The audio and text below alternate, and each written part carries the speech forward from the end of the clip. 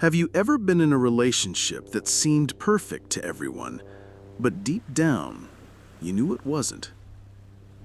People saw the smiles, the sweet photos, the perfect couple moments. Friends would tell me, "You are very lucky. You have what everyone dreams of." And for a long time, I almost believed them. Almost. Until I realized something important.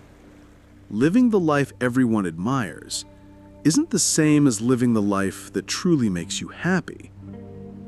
I remember a Sunday morning like it was yesterday. The coffee was hot, the sunlight streamed through the window, and he sat there, reading the newspaper in silence. There was no fighting, no tension, no visible disagreements. But there was also no spark, no real connection in our eyes. No curiosity in our voices, no laughter breaking the silence. Just stillness. And as I sat there, a thought whispered in my mind. Is this really it? Is this what the rest of my life will be like? That question followed me like a shadow I couldn't shake. It wasn't a sudden decision.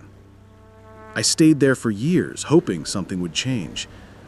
I adjusted my habits, started new conversations, tried to rekindle moments of joy.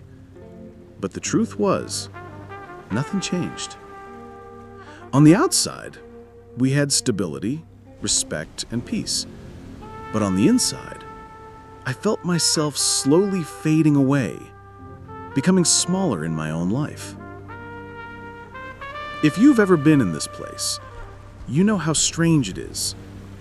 Nothing is bad enough to justify leaving, but nothing is good enough to inspire you to stay. You tell yourself, maybe that's how love works after a certain age. And after 60, people will remind you to be grateful just for having someone by your side, even if the warmth, passion, and vivacity have faded. But here's what I've learned. Settling for something that doesn't feed your soul is still a form of harm. It's silent, it's slow, but it's real. One day, I was having coffee with a dear friend I've known for decades. Out of the blue, she asked me, "Are you happy?" No, "Are you well?" No, "Are you comfortable?" But happy. And I couldn't respond. My silence was louder than any words I could have said. That's when I knew something had to change. From that moment on, I began to notice all the things I'd been ignoring. How much lighter and more peaceful I felt when I was alone. How my energy seemed to wane when he walked into the room.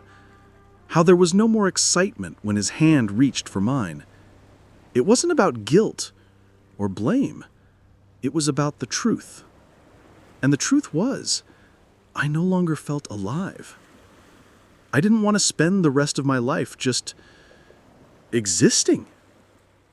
The awareness grew stronger every day. For some people, ending a good relationship sounds selfish. But is it selfish to want more than good? Is it wrong to desire a love that moves you, challenges you, and makes you feel like yourself again? That question became a constant echo in my mind until one day I couldn't ignore it any longer. When I finally told him I was leaving, there was no yelling, no drama, just a quiet conversation between two people who had shared a life together.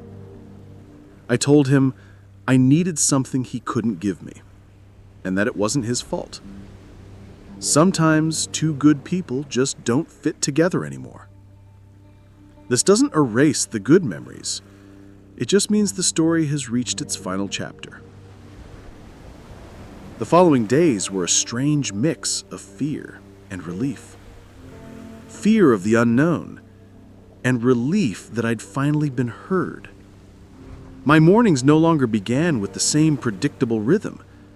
There was no familiar face across the breakfast table, no shared routine to fall back on. But in its place, there was space.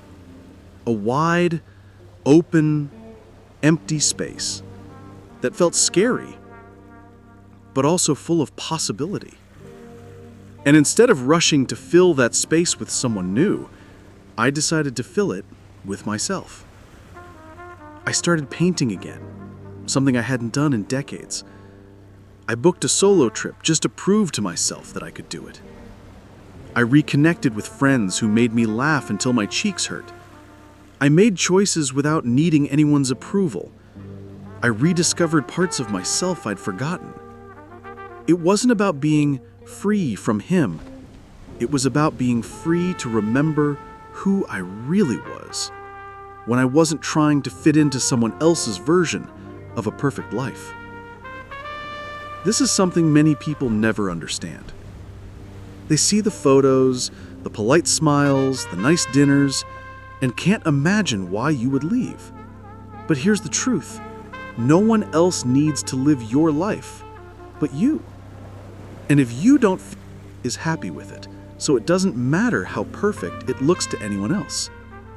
Looking back now, I see that leaving wasn't the end of my story. It was the beginning of a new one, a chapter in which I am the main character again. Many people over 60 believe their big life choices are behind them, that the story is almost completely written. But now I know that's not true. There's still room for new chapters, new adventures, new loves, if you want them. It's never too late to choose joy, find passion, wake up in the morning excited about what the day may bring. If this message touched you, leave a comment and tell me your story. I read every single one. Share it with someone who needs to hear it today. And if you haven't already, subscribe so we can continue having these honest and heartfelt conversations. Because life after 60 isn't about settling. It's about living fully, deeply, and unapologetically.